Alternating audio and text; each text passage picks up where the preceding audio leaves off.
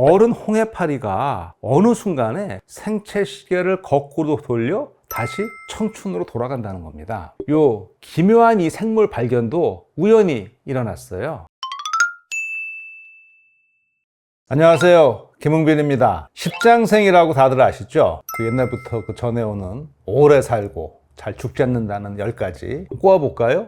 해, 산, 물, 돌, 구름, 이렇게 5개는 비생물이고요. 그 다음에 소나무, 거북, 학, 사슴, 불로초, 이렇게 5개는 생물이에요. 자, 앞에 5개 가물은 생물학적 삶과 죽음을 논할 대상이 아니니까 그건 빼놓고요. 나머지 5개의 생물 평균 수명을 한번 어린 잡아 보겠습니다. 소나무가 한 500년 평균이에요. 거북이 200년, 사슴 30년, 학 20년, 불로초는 우리가 영지 버섯으로 추정하는데 한 1년 정도 이렇게 살 수 있거든요. 그러면 소나무하고 거북이 정도는 그래도 괜찮아요. 500년, 200년이니까. 둘을 제외하고 나면은 나머지 3 생물은 십장생이라는 이름을 쓰기엔 조금 쑥스러운 것 같습니다. 그런데 사실 중요한 건 이 십장생의 실제 수명이 아니죠. 우리가 십장생을 통해서 엿볼 수 있는 그 영생까지는 아니더라도 그 장수를 바라는 그 인간의 오래된 욕망, 그거 아니겠습니까? 사실 인간 수명 연장, 다시 말해서 이 건강한 장수는 현대 생명과학 연구의 주요 관심사 가운데 하나예요. 그런데 말이죠, 생물학적 시간을 되돌려서 영생 가능한 생물이 실제로 있답니다. 일명 영생 해파리라고 하는 그 홍해파리가 그 주인공인데요. 생물 계보, 그러니까 분류학을 따라가면은요, 해파리가 아니라 히드라 족속의 일원이에요. 이 히드라는요, 보통 몸 길이가 한 1cm 정도 되고요, 이렇게 대롱 모양 돼 있고, 이렇게 5개에서 한 8개 정도 실 같은 촉수가 있어서 물속에서 플랑크톤이나 물고기 알 같은 거를 먹으면서 살고 있고 전 세계적으로 분포하고 있습니다. 아마 히드라 하면 헤라클레스가 죽인 그 그리스 신화 속 괴물이 떠오르는 시청자도 계실 것 같아요. 머리가 9개의 물뱀으로 묘사되었죠. 그런데 이제 머리를 하나 자르면 그 자리에서 서로 2개가 생겨난다고 그래갖고 이거는 거의 제거할 수 없는 그런 괴물로 알려져 있습니다. 그 머릿수는 전해지는 버전에 따라 좀 차이가 나요. 중요한 건 그 그리스 신화에서는 히드라가 레르나 호수에 살면서 사람과 가축을 잡아먹고 막 그러는 거예요. 그러니까 사람들이 그 호수엔 갈 수가 없어요. 물을 쓸 수가 없는 거예요. 이렇게 해서 히드라가 너무나 큰 피해를 주니까 헤라클레스한테 이 뱀을 해치로 하는 명령이 떨어집니다. 이 앞서 헤라클레스는 그 여신 헤라의 저주를 받아갖고 아내와 아들 3명을 활로 쏘아 죽이고 말았죠. 이 정신을 차린 헤라클레스는 이제 속죄하고자 그 델포의 신탁에 따라서 12과업을 완수하겠다고 약속했어요.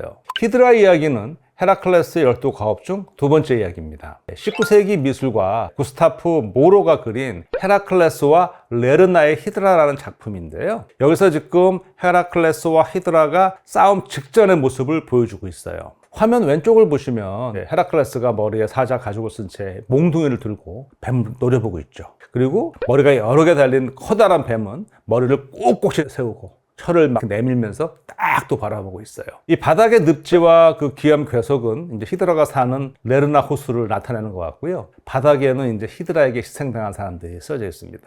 그리고 저 화면 그 가운데에 그 지는 해가 있거든요. 그거는 이제 히드라가 곧 죽을 운명임을 이제 암시한다고 합니다. 넌 끝이야.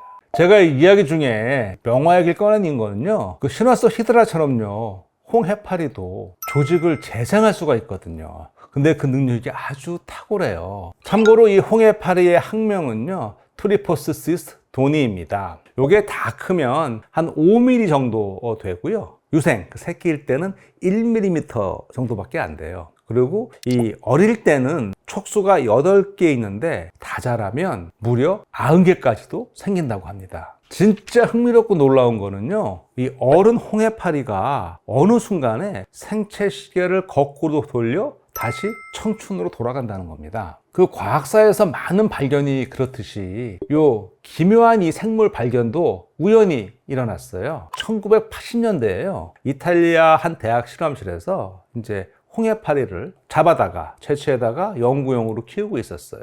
이 홍해파리는 생애 주기가 2단계예요. 붙어 사는 고착 생활을 하는 폴립 시기, 그리고 부유 생활을 하는 메두사 시기가 있어요. 이 연구진은요, 홍해파리가 폴립에서 메두사 형태로 바뀌는 걸 확인하고 그리고서는 이제 한동안 깜빡했어요. 그리고 한참 지나서 해파리 키우던 수조를 가서 청소하려고 가봤더니 수조 바닥에 이 새로운 폴립이 그냥 가득한 거예요. 그런데 이상한 건 메두사의 사체가 전무하다는 거예요. 보통 메두사는 생식이 끝나면 죽거든요. 그래서 이 호기심이 발동한 연구진은요, 그 이후 해파리의 일생을 아주 자세히 관찰했죠. 그러면서 정말로 놀라운 광경을 목격했습니다. 이 폴립에서 나온 메두사 홍해파리가 자라다가 스트레스를 받으면은요 변신을 하는 거예요. 자, 여기 지금 그림 4번이라 된 걸 보시면은요, 촉수가 12개 있는 지금 아직은 어린 자라고 있는 그런 홍해파리입니다. 여기서 지금 밑에 있는 사이즈 바 검은 선은 1mm를 나타내니까 저 홍해파리 크기를 가늠하실 수 있겠죠.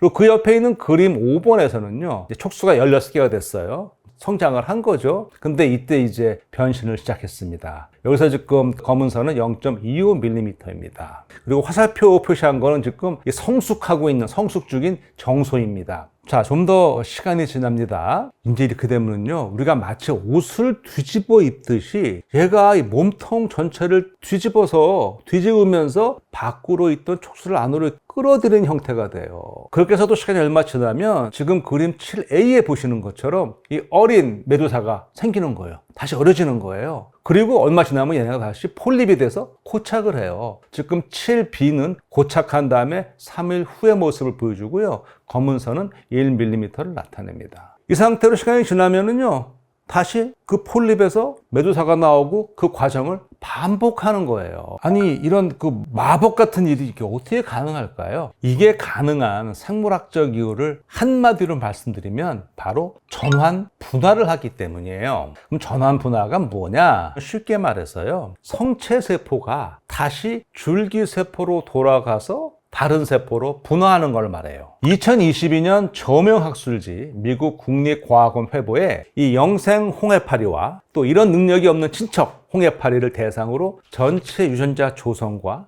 그 발현 양상을 비교하고 분석한 연구 결과가 실렸어요. 참고로 이 발현이란 유전자가 RNA 또는 단백질을 만들어 이제 유전자 기능을 수행하는 것을 말하죠. 스페인 연구진이 수행한 이 연구의 핵심 내용을 간단히 소개해 드리면은요, 노화와 DNA 수선에 관련돼 있거나 또는 그럴 걸로 추정하는 유전자 한 1000개를 선별해서 이를 대상으로 시간을 거스르는 과정에서 어떤 RNA가 만들어지는가를 실시간으로 한번 조사해 봤어요.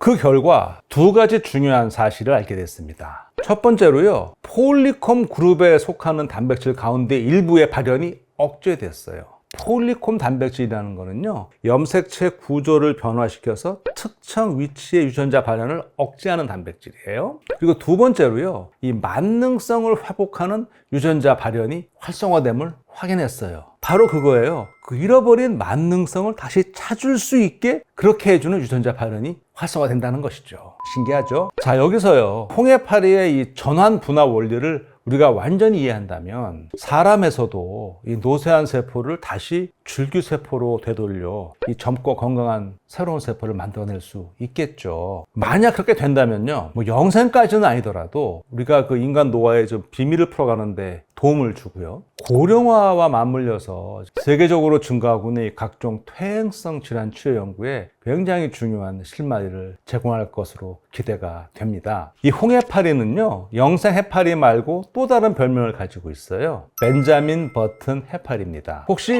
벤자민 버튼의 시간은 거꾸로 간다, 이런 영화를 아시는지 모르겠어요. 우리나라에는 2009년에 개봉을 했죠. 영어 원 제목은 The Curious Case of Benjamin Button이에요. 요걸 이제 살짝 의역하면서 영화가 살짝 스포가 된 감도 없지 않습니다. 위대한 개츠비로 유명한 작가 피츠제럴드가 1922년에 발표한 같은 제목의 단편소설을 영화한 거거든요. 이 영화는 노인의 몸으로 태어났지만 대략 한 80세의 나이로 상정이 되어 있습니다. 나이를 먹을수록 더 젊어지는 벤자민 버튼의 삶을 담고 있습니다. 저도 그 영화를 감명 깊게 봤는데요, 제가 영화를 이해한 바로는요, 제목과는 반대로 시간이 거꾸로 갈 수는 없다는 거예요. 시간은 절대 되돌릴 수 없다는 메시지를 준다고 생각이 됩니다. 다시 말해서 벤자민 버튼의 시간은 거꾸로 간다라는 한국판 제목은요, 그의 생체 주기가 거꾸로 간다는 게 아니라 아이로 태어나 노인으로 생을 마감하는 인생의 순리 대신 벤자민은 노인으로 태어나서 아이로 죽는 얘기거든요. 제가 이야기하는요, 이 사람의 일생에 있어서 시간은 어떠한 작용을 하는지부터 삶을 살아가는 태도, 기억의 세계까지 다양한 시사점을 전달하는 영화였습니다. 그래서 울림을 주는 명대사가 굉장히 많았어요. 저는 그 중에서도 두 개가 가장 기억에 남거든요. 벤자민이 그 생부에게 태어나자마자 버림받았어요. 근데 그 벤자민을 기꺼이 거두어진 양 어머니 퀸이가 이렇게 말합니다. 벤자민에게요. 운명은 어떻게 흘러갈지 몰라. 이 대사와 하고요. 벤자민이 딸에게 글로 남긴 대사가 있어요. 가치 있는 일을 함에 있어서 늦었다는 것은 없단다. 이게 아니다 싶을 땐 언제든 다시 시작할 수 있는 강인함을 갖길 바란다.